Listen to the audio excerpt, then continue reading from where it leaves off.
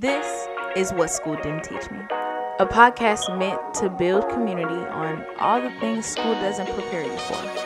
Hi, I'm your host, Jasmine Kiamber, and class is in session. Hey, classmates, it's Jasmine Kiamber, and y'all already know what time it is. Welcome back to another episode of What School Didn't Teach Me.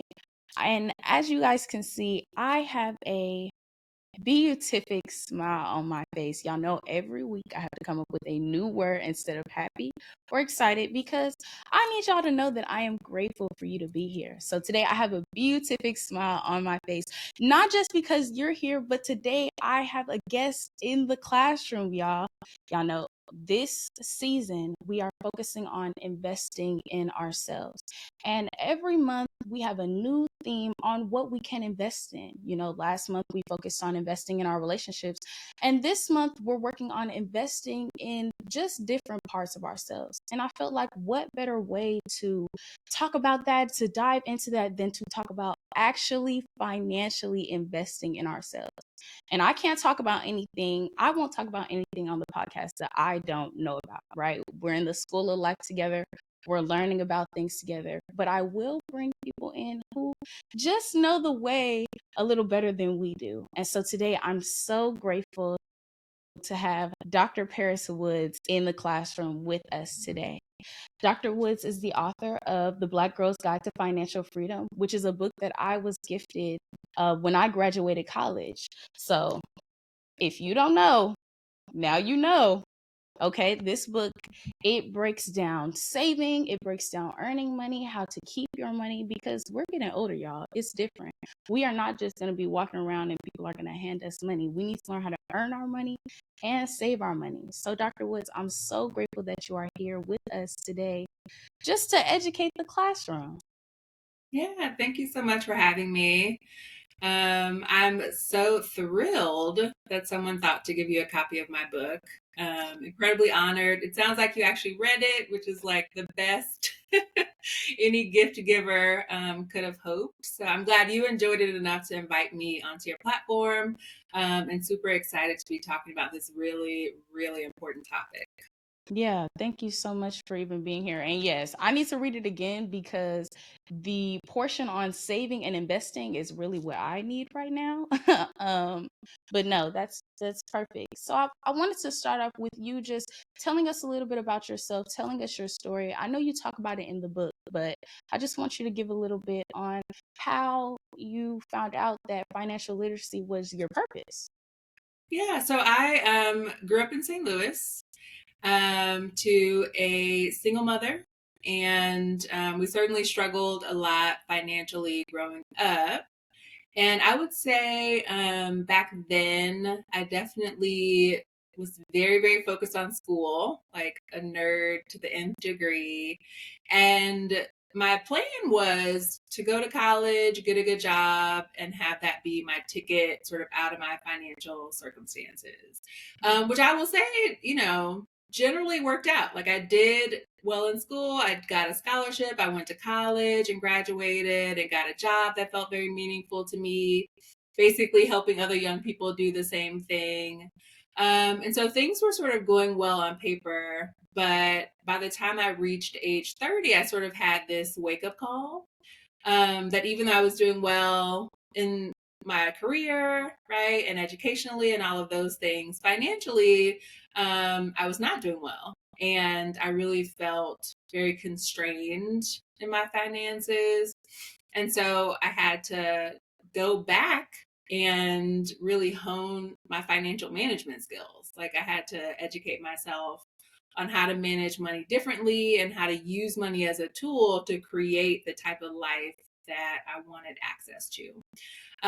So that's what brought me to writing that book. It sort of was a combination of um, me like spilling the beans on all the mistakes I made, because I definitely tell it all. And I'm very honest in the book about all the things I feel like I did wrong or just things I wish I had done differently.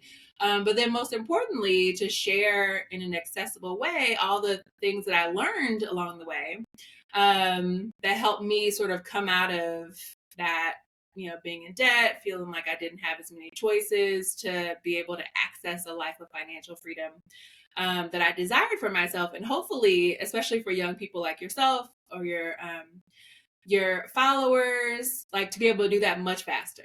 Like if you could skip all the mistakes I made and get right to experiencing financial freedom, that would really be a dream come true for me. Especially as someone who works in education and who believes in the power of young people. I think this book became a way for me to lend that sort of like big sisterly advice Yeah. to the next generation, so that you guys can experience the type of life that I think you deserve to have. Yeah. Yeah.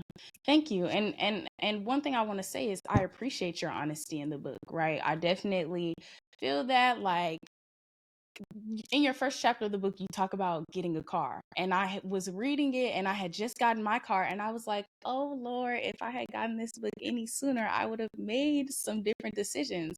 So one thing I can say is your transparency is definitely appreciated and gets through very well for people my age, or at least my demographic, because we can appreciate somebody we can relate to.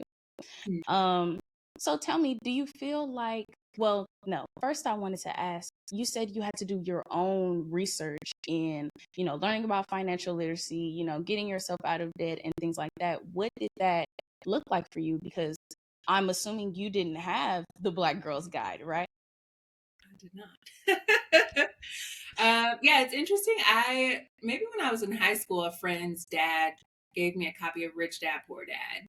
And so I had that sort of as a framework in my mind, like, all right, I guess I got to get into real estate. I don't know. And then some point, maybe in college, I got a copy of a book from Susie Orman for young. It's called Young, Fabulous, and Broke. So that was her Okay. book for young people.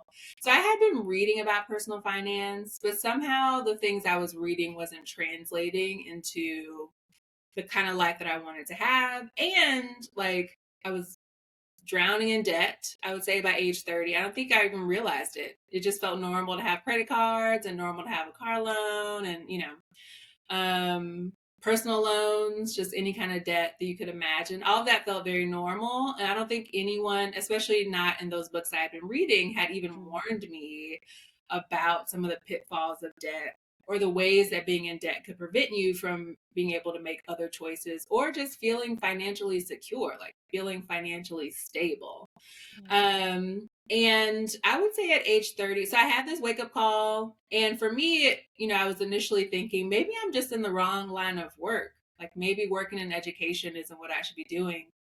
I can't help other people come out of poverty if I feel poor. Like those Yeah. two things don't go together.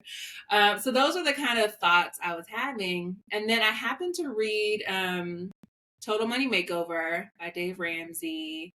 And that I think was the beginning of a wake up call around starting to shift my mindset around the role that money plays.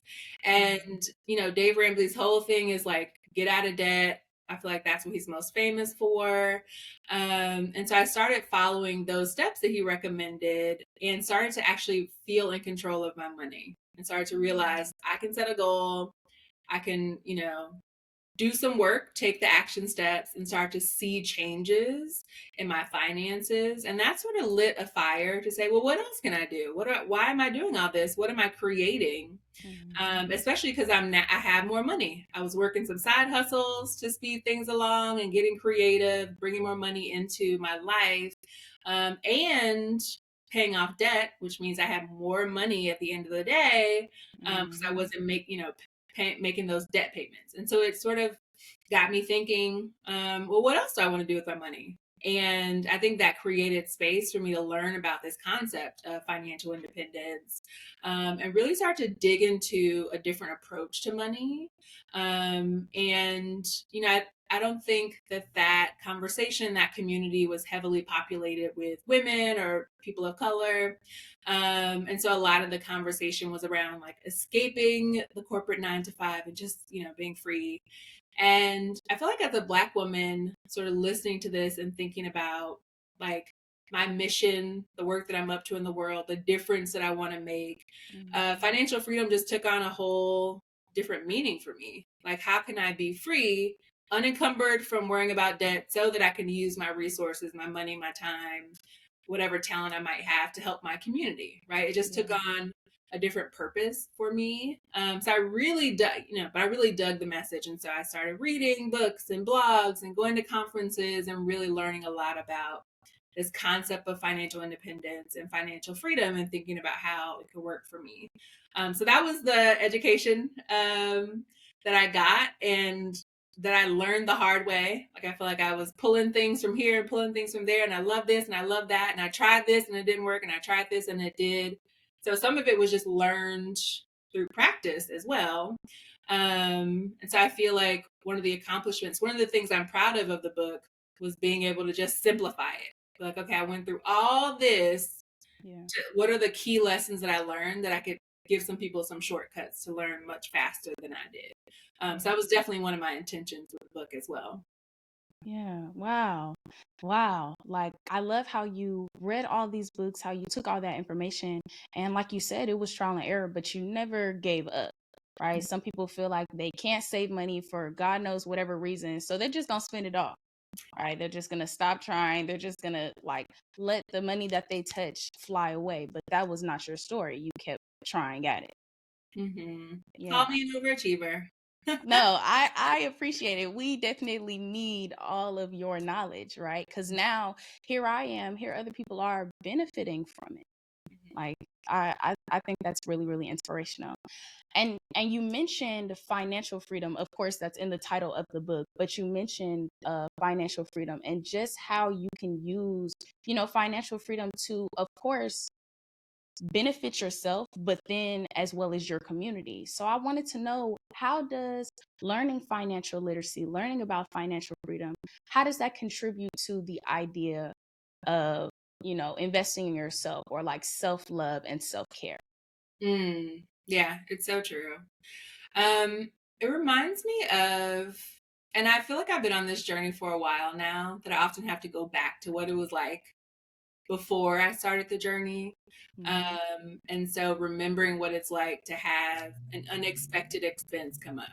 Like, oh, Yeah. the car, something's going on with the car, and now I got to come up with this money to get this repair.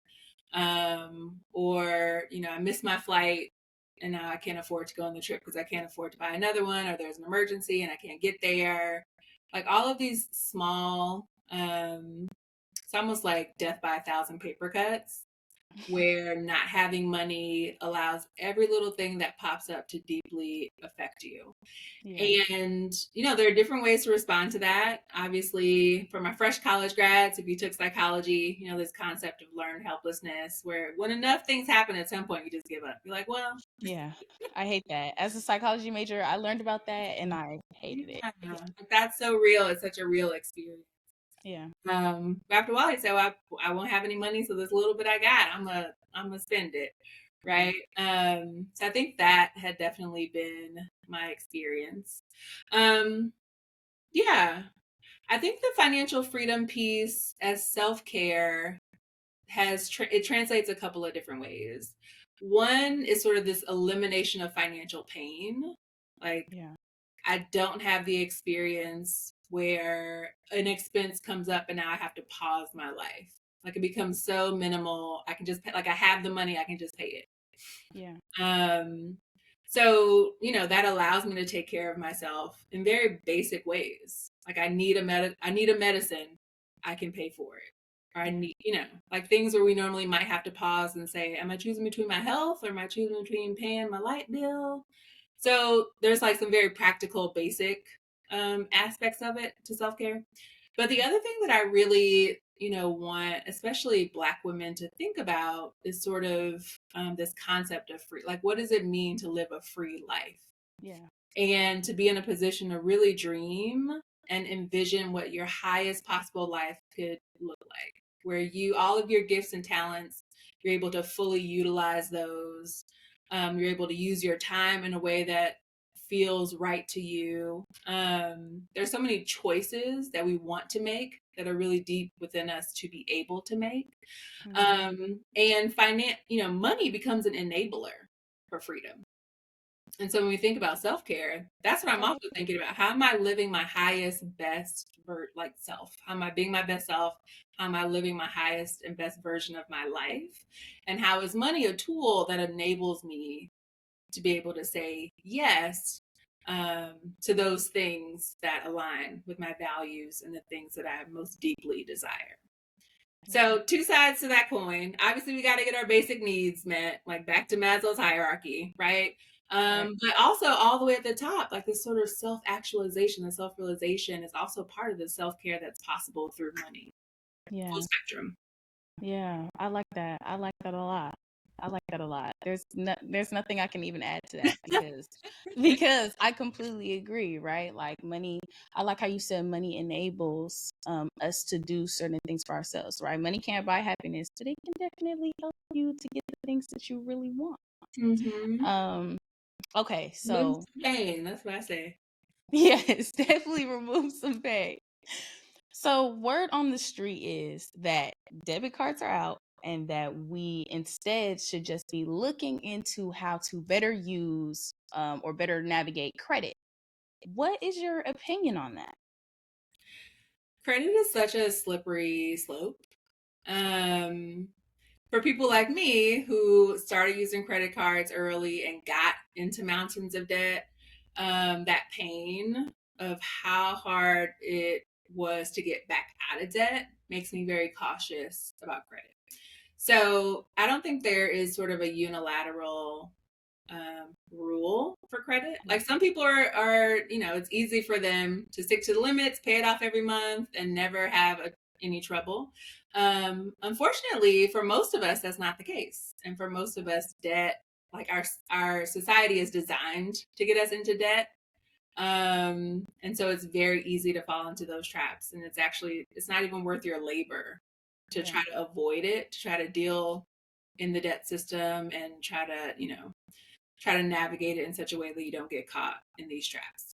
So I think that's the first piece is realizing that credit is not the great panacea that we think it is, and that there are a lot of risks to being so easy to use credit. Typically, and I know especially young people, I want to build my credit. What can I do? My advice is to set up some sort of automatic payment. Let's say it's your monthly phone bill, just some recurring bill. Set it up on auto pay, which is my favorite way to pay my bills, with your credit card, right? So Mhm. you're going to pay your credit card bill every month. Put it on auto pay with your credit card, and then pay that credit card off every month. You'll be building credit, it's automatic. But something like that is much safer than keeping a credit card in your wallet, and then picking it out, like taking it out to swipe every time you go to the store, where it's much more difficult to control costs. It's much easier to give in to temptations, and much easier to sort of fall into that trap of being in debt. So that's my best advice that I give to folks who really want to use a credit card, really want to build credit, but don't want to be tempted to fall into debt, is to find something automatic. It's not to keep a credit card in your wallet. Keep your debit card in your wallet. The debit card that's tied to the account with the money that you are supposed to be spending.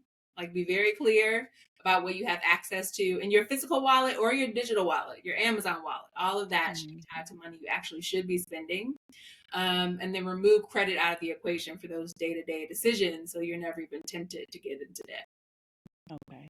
Okay. So, put it in the system for an automated expense and leave it at home. I would even cut it up. I mean, come on.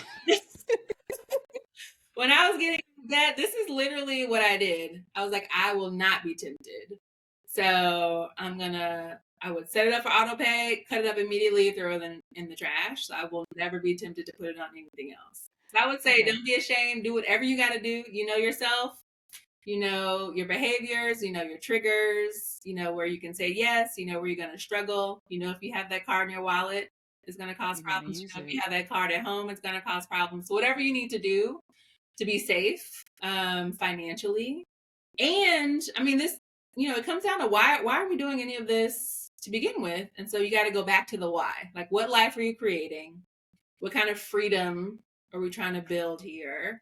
And then align the choices that you're making every day to make that future possible for yourself. Yeah. So how would you suggest I have another question about credit, but first I want to ask, how would you suggest people to almost set their life up for financial freedom, like on paper? Like, okay, this is what I want for myself. What if I don't know where to start? What if I don't know what financial freedom? I can't even imagine that. Where would you Mhm. suggest that they start? Yeah, I love that question because it's so hard to know what we want for the future. It's like Yeah. nearly impossible. So there are a couple things you could use. One, you could look at your parents and say, like, what do they have going on? Do I want my life to look like theirs? Are there some mistakes I want to avoid? For my mom, it was being stuck in a job that she couldn't afford to leave. Okay. And I didn't want to be stuck to a job. I wanted to have 100% control over my labor.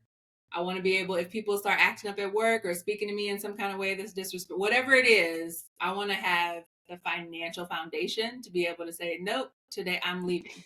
Like I'm Yeah. out and my bills are taken care of. Right. So that's a goal. Mhm. That's something I'm creating based on something I saw that I want to avoid. I think the other sort of mental trick to use is like, how can I look out for my future self?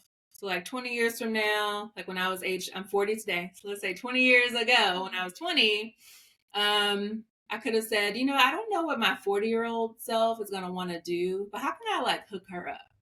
Like, I Yeah. want her to have ultimate choice. I want her to look back and say, thank you, 20-year-old Paris, for giving me all these resources. So now I'm free to do what I want to do. And so I'm always looking out for my future self.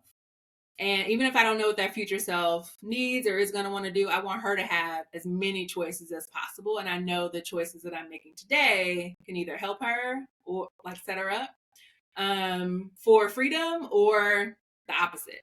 Like I can really be doing harm to my future self. And I don't want to do that. So I think so once you figure out, even if you don't know exactly what it is you're planning for in the future, it could be something you want to avoid. It could be just creating more freedom for that future self. Setting up your budget to reflect those values. So, for me, a good target is saving half of the money that I earn. And I'm not saving up for something. I'm saving that half for my future self to decide what she wants to do with it. So it's not my money, it's hers. Right. Mm. And so I take it right off the top, even direct deposit that 50% elsewhere in a whole different bank. It's not even my money. Let me not touch it. And then let me spend the money that I have, the other 50% on whatever I want. Like it's mine in the present and I'm going to spend it and I won't have any guilt on what I spend that money on because it's mine today, right? So that's a good, Mhm. easy way. I think, and especially when you're young, that should feel like a doable approach. I find that once folks get older, when I say 50%, they just might as well faint because Yeah. Yeah. so many bills, they've accumulated so many obligations. Yeah. Your brain won't even allow you to consider saving half. It just sounds crazy. But if you start now, and every time you get a raise, same thing, 50-50. You get a promotion, same thing, 50-50. Then it sort of becomes easy. It becomes the way that you've always approached your money. You understand how to live on less than you're making. Okay. Classmates, I hope y'all are taking notes because this is all going up here. I love this. Okay. So back to credit. If our best bet, I don't own a credit card yet, right? I've never had a credit card. It's been me and my debit card since high school, right? What are some things that I should be looking at if I want to build my credit? I might not cut my credit card up after I use it, but something definitely that I want to, something I definitely want to, use, keep at home that is going to do what I need to do, which is build my credit. Mm-hmm.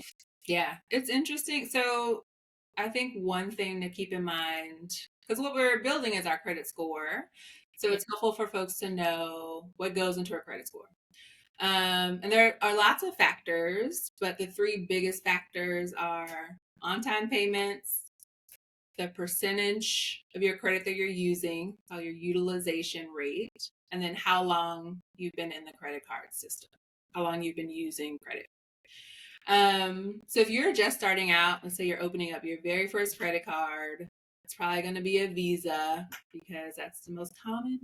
I'm like, let's choose wisely because this is the one you're going to keep open forever. So we can build that credit history. So just get something, don't go get a Banana Republic card, which is what I did. Get a Visa. Just get a regular standard Visa. Okay. The most important thing you can do with that card is keep it open. So this is the one you're going to die with. Right. And never to put more than 30% of the limit on the card. So let's say you've got $1,000 limit, never charge more than $300 on that card and pay it off in full every single month. And the on-time payments piece is, I would even set it up on an auto pay. I'll give you that. Yeah. I'm here for I don't want to accidentally do it ever. So it's like, Yeah. I know how much I'm going to put on that card. Maybe you set it up for your cell phone or something like this, whatever it is, and then make sure it automatically gets paid off every month. And if you can set it and forget it like that, you'll build credit over time. And for me, I think that's fine. I think the place where I really do recommend folks consider, going into debt is for the purchase of a home, right? It's like it appreciates over time. It's a great way to invest some money in the present, and then your money's going to grow in the future. And home ownership has played a huge role in my own financial journey. It helped me get out of debt as part of my creative like Airbnb situation. I've like bought and sold houses and made money on the transaction that allowed me to upgrade my car, allowed me to buy the next house. And so home ownership is the one place where I think it's worth pausing to consider if you're ready to be a homeowner and sort of using debt wisely in order to build wealth over time. Yeah. Okay, so it's less about the kind of card you get. You're recommending Visa, so it's less about the specific kind of cards you get and more so about how you take care of it. That would be my recommendation. I mean, don't go get a whole bunch of cards. Yeah. Yeah. I'm like, let's make it simple. Get that one good Visa, hang on to it for life, and then I would say start saving for a home. If I could go back, that would be the first thing I would do. And I think because I'm on TikTok and I listen to there's a lot to be said around home ownership and affordability. Yeah. I think what folks don't realize is that there are a lot of programs for first time home buyers. You don't have to put 20% down to buy a house. Your first house could be a condo, like if you're going to rent. You could put down 3% on a little condo and have that be your first home and trade up later, trade up 5 or 10 years down the line. Who knows, right? But I would say don't believe the hype around whether or not you can get into a house because there's so many programs and so many possibilities that folks don't want to think about, especially when you're young, that you can take advantage of. If you're young and responsible, Amen. because it's not, I mean, we're not playing when we're talking about owning a home, but I'm sure your listeners are very responsible. So if that's you, then home ownership is definitely very possible. And I want folks to know that. Okay. Then apparently that's something the classmates need to be looking into. Okay. That might be our next conversation, home ownership. Okay. So earlier you mentioned that, there are some conversations that we as women, we as African Americans just kind of aren't having about money and credit, right? The conversation is more so about running away rather than using it wisely. Where do you think we fall short in terms of educating each other on financial literacy and financial freedom?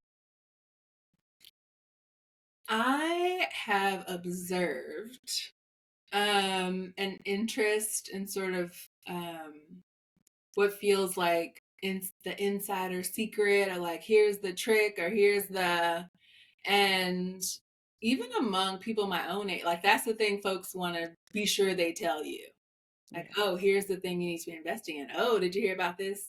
And it's just so silly. But I think the thing to know is that money management and investing should not feel secretive or should not feel cool and sexy and all. It should feel boring. It should be very boring, very rote. Like follow a very clear strategy that doesn't have your heart going up and down. It doesn't have you feeling like you need to call somebody to get investing tips and all that. Like that part is a myth, and that's a great way to get separated from your money. Building wealth over time is a long-term journey, and it's incredibly boring and repeatable.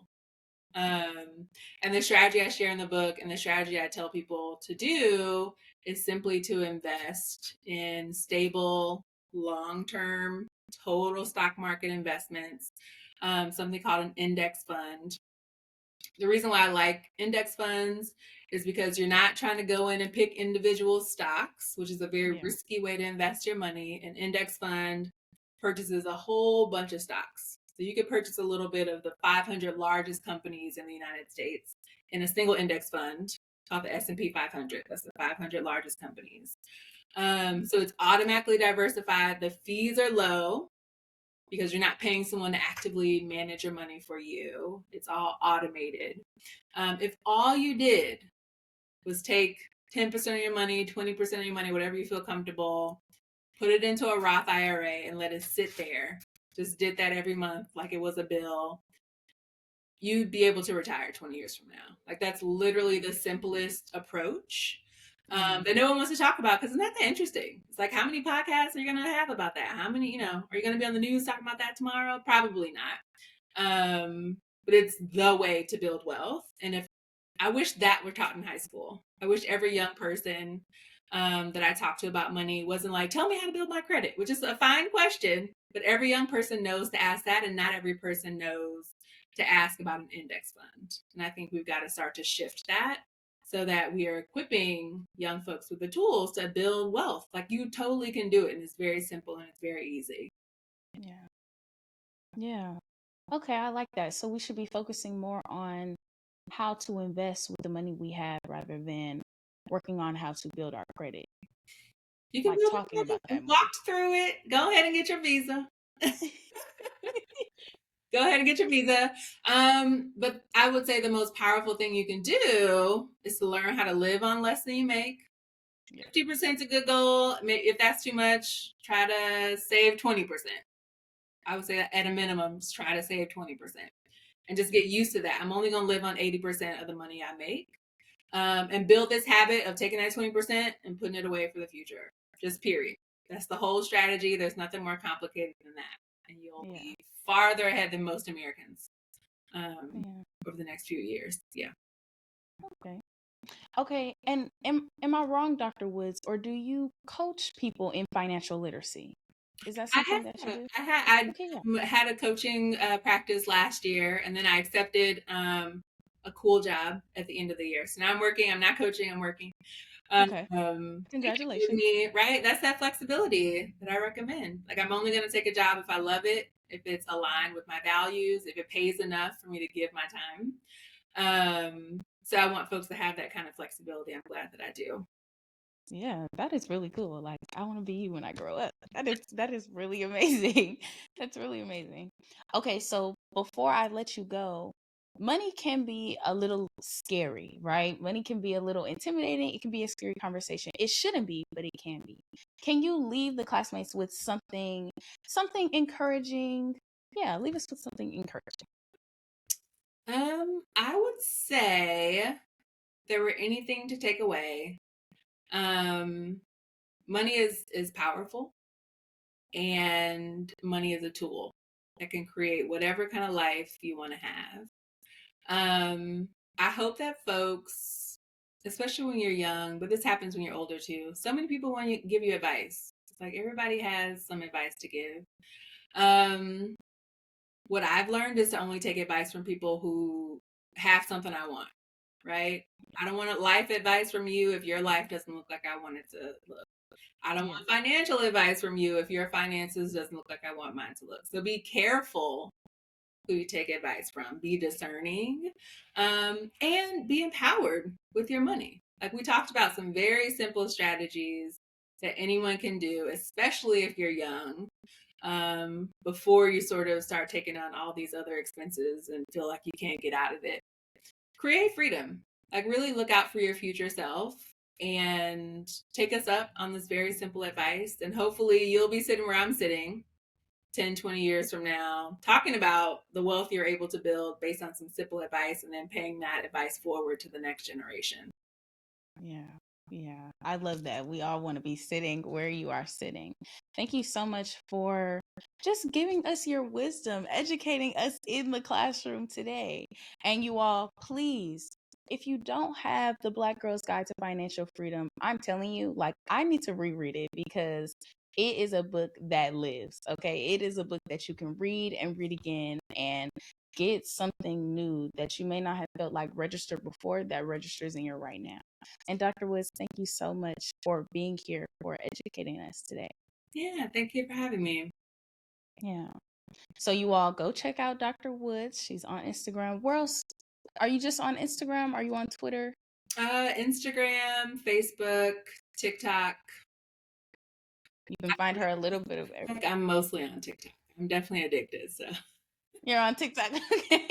Well, guys, follow her on Instagram. Definitely follow her on TikTok so that you guys can keep up with her different tips and tidbits that she gives about financial literacy. And I love y'all. And we'll see y'all next week.